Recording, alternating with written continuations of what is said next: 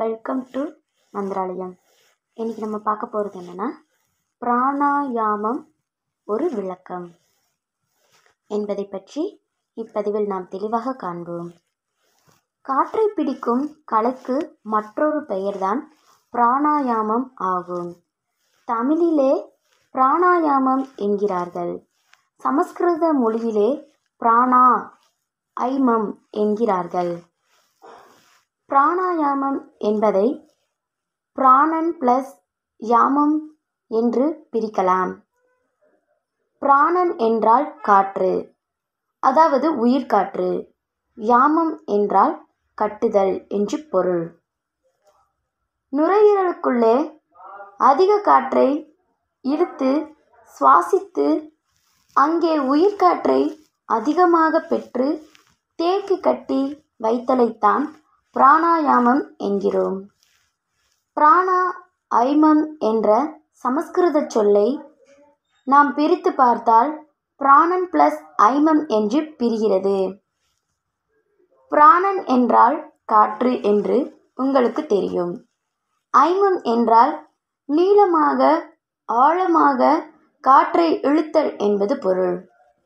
இரண்டு சொற்களுமே பிராணவாயுவை நுரையீரலுக்குள் எவ்வாறு அதிகமாக பெற வேண்டும் என்பதற்கான வழிமுறைகளை, தந்திர நெறிகளை தந்திடவே முயல்கின்றன. பிராணன் என்ற சொல்லுக்கு காற்று என்பது மட்டும் பொருள் அல்ல. வலிமை, சக்தி, உயிர் சக்தி, உயிர் சுவாசம் என்றெல்லாம் பல பல அர்த்தங்கள் பொதிந்துள்ளன. இப்படிப்பட்ட ஆற்றல் மிகுந்த காற்றை நமது உடல் எப்படி போற்றி ஏற்றுக்கொள்கிறது என்பதை கொஞ்சம் புரிந்து கொண்டோமானால் காற்றின் பெருமையும் புரியும். அந்த காற்றானது உடலுக்குள் எப்படிப்பட்ட வல்லமையை வழங்குகிறது என்ற விவரமும் புரியும், நயமும் புரியும். மூச்சு காற்றை உள்ளே இழுக்கிறோம், சிறிது நேரம் கழித்து இழுத்த காற்றை வெளியே விடுகிறோம் என்பதும் நாம் இயல்பாக இயற்கையாகவே சிரமமின்றி எந்தவித முயற்சியும் இன்றி எப்போதும் செய்து கொண்டிருக்கிறோம். ஆனால் அதற்குள்ளே நாம் ஆற்றுகின்ற காரியமும் ஏற்றுகின்ற சக்தியும் மாற்றுகின்ற வித்தையும் மார்க்கமும் தான் என்ன நினைக்க நினைக்க விந்தையாக இருக்கிறது, விஞ்ஞானமாக சிரிக்கிறது. உடலுக்குள் காற்றை உள்ளே இழுத்து வெளியே விடும் செயலுக்கு மொத்தமாக சுவாசித்தல் என்று பெயர். ஆனால் அவற்றை இழுக்கும் செயலுக்கு ஒரு பெயர், வெளியே அனுப்பும் செயலுக்கு இன்னொரு பெயர், காற்றை உள்ளே நிறுத்தி வைத்திருக்கும் செயலுக்கு மற்றொரு பெயர் என்று நமது முன்னோர்கள் கொடுத்திருக்கின்றார்கள்.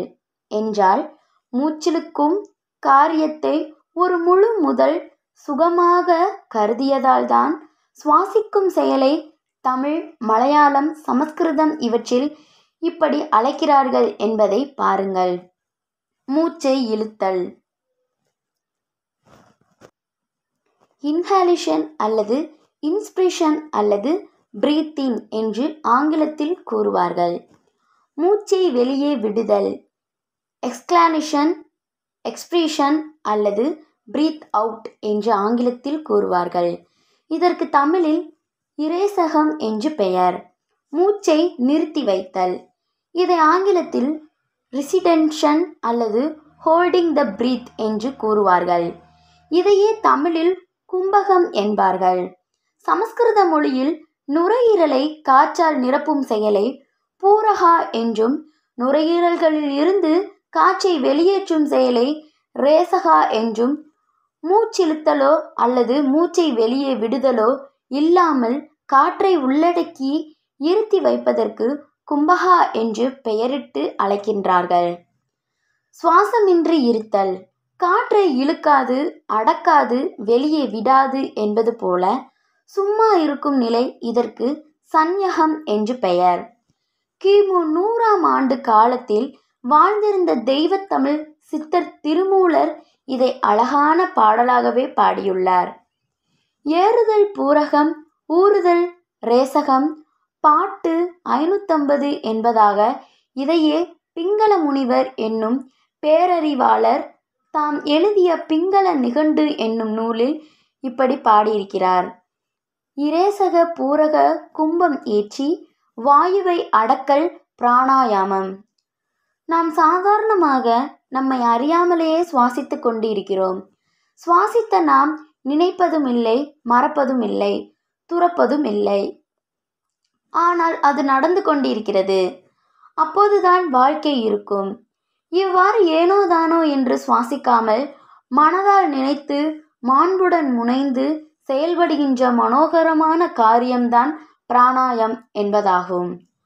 உலகில் வலம் வருகின்ற பொதுவான காற்றிலிருந்து உயிரை காத்து உடலை வளர்க்கின்ற ஆற்றல் பெற்ற பிராணவாயுவை மிகுதியாக பெற்றுக்கொள்ளும் நினைப்புடனும் உழைப்புடனும் முனைப்புடனும் செய்கின்ற மேன்மையான காரியமே பிராணாயாமம் ஆகும்.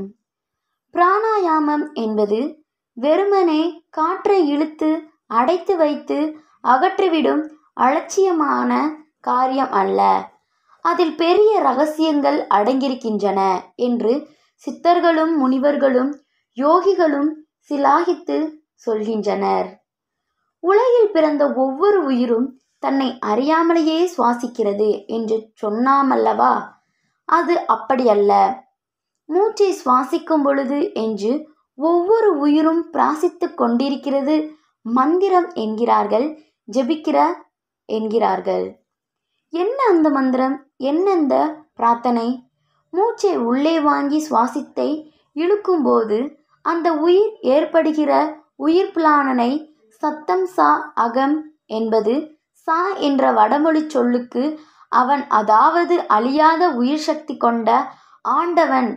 அகம் என்றால் நான் என்றும் பொருளாலாம். உயிர்ப்பு சக்தியான காற்றை உள்ளொலிக்கும் போது ஆண்டவனாகிய அவன் என்னுடன் கலக்கிறான் என்பது மந்திரம். காற்றை வெளியே விடுகிற போது ஹம்சா என்று வெளிவருகிறது. அதற்கு நாம் ஹம் ஒன் ஷாஹி என்றும் நான் அவனை தொடர்கிறோம் என்பதாக அந்த மந்திரம் இருக்கிறது என்பர். இதற்கு சமஸ்கிருதத்தில் அஜபா மந்திரா என்று பெயர். அஜபா மந்திரம் என்றால் தன் நினைவு இல்லாமலேயே தம் வாழ்நாள் முழுவதும் தொடர்ந்து செய்கிற பிரார்த்தனை, இடைவில்லாமல் சொல்கிற மந்திரம் என்பது அர்த்தமாகும். மந்திரம் என்றால் என்ன அர்த்தம்? மண் பிளஸ் திறம் என்று பிரிகிற இந்த சொல்லுக்குரிய அர்த்தமானது மண் என்றால் நினைத்தல் என்றும் திறம் என்றால் திரும்ப திரும்ப என்றும் பொருள் தருகிறது. அதாவது நல்லனவற்றை மீண்டும் மீண்டும் நினைத்து அதை தொடர்ந்து மனதாலும் சொல்லாலும் உச்சரித்து கொண்டிருப்பதையே மந்திரம் என்கிறார்கள். பிராணாயம் பற்றி நன்கு அறிந்து கொண்டு அதன் பெருமையையும் மகிமையையும் உணர்ந்த மனிதர்கள் இதை தங்கள் ஆத்ம பலத்தை பெருக்கிக் கொள்வதற்காகவே பயன்படுத்தி கொண்டார்கள். ஆத்ம பலம் என்றால் வேறு ஏதோ ஒன்று எண்ண வேண்டாம். பிராணாயாமம் என்ற யோக பயிற்சி செய்தேன், எனக்கு அதன் பலனாக வைராக்கியம் கிடைத்தது என்கிறார் திருமூலர். ஒவ்வொரு முறையும் காற்றை உள்ளே இழுக்கும்போது இறைவனின் அருளையே வாழ்க்கையின் பரிசாக பெறுகிற பாக்கியம் கிடைக்கிறது என்ற தத்துவமே பிராணாயாமா இருக்கிறது. இந்த இனிய நலமே ஆத்ம பலமாக பெருகுகிறது. ஒவ்வொரு உடலிலும் இந்த பிராணானன் என்கிற உயிர்காட்சி இருக்கும் வரை அதற்கு நடமாட்டம் இருக்கிறது. அந்த நடமாடும் உடலுக்கு ஜீவாத்மா என்று பெயர். உலக மகா சக்தியாக விளங்குகிற இறைவனை பரமாத்மா என்று அழைக்கின்றனர். பிண்டமாக விளங்கும் உடலின் சுவாசத்தால் அகிலாண்டமாக விளங்கும் ஆண்டவனும் ஒன்றாக கலக்கும் பெருமுயற்சிதான் பிராணாயாமம் ஆகும். இதையே ஆயுரில் என்று பேருயிர் என்றும் பேசுவார். ஆருயிர் என்றால் ஆன்மா, பேருயிர் என்றால் பரமான்மா என்று பெருமடை கூறுகிறார். ஆத்மாவை பரமாத்மாவுடன் ஐக்கியமாக்கிற அருமையான முயற்சியே சுவாசமாகும். ஆக எளிதாக காற்றை இழுத்து வெளியிட்டால் அதற்கு சுவாசம் என்று பெயர். இதை எல்லா உயிர்களுக்குமே சாதாரணமாக செய்து கொடுத்தான் இருக்கின்றன. இந்த சுவாசத்தையே சுகம் என்று எண்ணி முறையோடு நெறியோடு முனைப்பற்றி சித்தர்கள் என்றால் சந்நியாசி என்று பலர் தவறாக நினைத்து பயப்படுகிறார்கள். அது அப்படி அல்ல. உண்மையான உலக வாழ்க்கையை புரிந்து கொண்டு அதற்கேற்ப உள்ளத்தை பக்குவப்படுத்தி கொண்டு உயர்ந்த வாழ்வு வாழ்வோரெல்லாம் சித்தர்கள்தான். அந்த பகுக்கு நிலைக்கு எல்லோரும் வருவதற்கு முயற்சிப்பதல்ல, வர முயல்வதும் இல்லை. முயல்பவர்கள் அறிஞர்கள், அதில் வென்றவர்கள் சித்தர்கள். உடல் உறவு இன்பம் வேண்டும் என்பதிலேயே குறியாக இருந்து அதனால் ஏற்படுகிற உடல் மற்றும் பொருள் வறுமை, நரை, திரை, மூப்பு, பிணி, சாக்காடு என்று பல்லாற்றாலும் அள்ளப்படுகின்ற மக்களை சற்று சிந்திக்க வைத்து சாந்தியளிக்கும் சுகம் கொடுக்கவும் கூடிய ஒரு சந்தர்ப்பத்தை வழங்குவதும் பிராணாயாமம் ஆகும். ஆயுளை கூட்டும் ஆற்றல் காற்றுக்கு உண்டு. அழுகையை கொடுத்து அறிவை வளர்க்கும் சக்தி காற்றுக்கு உண்டு என்பது பரிபூர்ணமாக விளங்கும் பக்குவமான பண்பாற்றல்தான் பிராணாயாமம் ஆகும். உடலாகிய ஊரில் ஐம்பொறிகள் என்ற மக்கள் இருக்கின்றனர். கண், காது, மூக்கு, வாய், மெய். இந்த ஐம்பொறிகளும் தலைவனாக ஆருயிராகி விளங்குவது மனம். இந்த தலைவன் செல்வதற்கு குதிரை என்ற ஒன்று உண்டு. அந்த குதிரைதான் உயிர்ப்பு என்கிற பிராணவாயு. அந்த குதிரையை அடக்கி ஆள்பவர்கள் ஆனந்தமடைவர். அடக்க முடியாவிட்டால் குதிரை துள்ளி எழுந்து தூக்கி எறிந்துவிடும். துன்பப்பட்டு போவார்கள். சக்தியற்றவர்கள் என்பதை புரிந்து கொண்டால் போதும். இப்படி பிராணவாயுவின் பெருமையை பாடுகிறார் திருமூலர். ஐம்பொறிகள்தான் இந்த உடலை உலக பாசத்திற்குள் பற்றுக்குள் கொண்டு வந்து சேர்க்கும் குதிரைகளாக விளங்குகின்றன. ஆசைகளும் அலங்காரங்களும் ஆவித்துடிக்க தாவித்திரியும் ஐம்புலன்களை அடக்கி ஒடுக்க முடியாவிட்டாலும் சற்றேனும் சமாதானமாக இருக்கச் செய்ய முயலலாம் அல்லவா? ஆசை படப்பட ஆய்வரும் துன்பங்கள் ஆசை விடவிட ஆனந்தமாமுமே. அப்படியென்றால் பிராணவாயு எப்படித்தான் நமது உடலுக்குள் உலவுகிறது, உலா வருகிறது, உற்றுளவு உதவுகிறது, உயர்ந்த காரியங்களை ஆற்றுகிறது என்ற வினாக்களுக்கு விடைகளை பொறுமையாக பின்வரும் பதிவுகளில் காணலாம். நம்ம சேனலை புதுசாக பார்க்குறவங்க சப்ஸ்கிரைப் பண்ணுங்கள். கூடைய பக்கத்தில் இருக்க பெல் ஐக்கானையும் கிளிக் பண்ணுங்கள். என்றும் அன்புடன். நன்றி, வணக்கம்.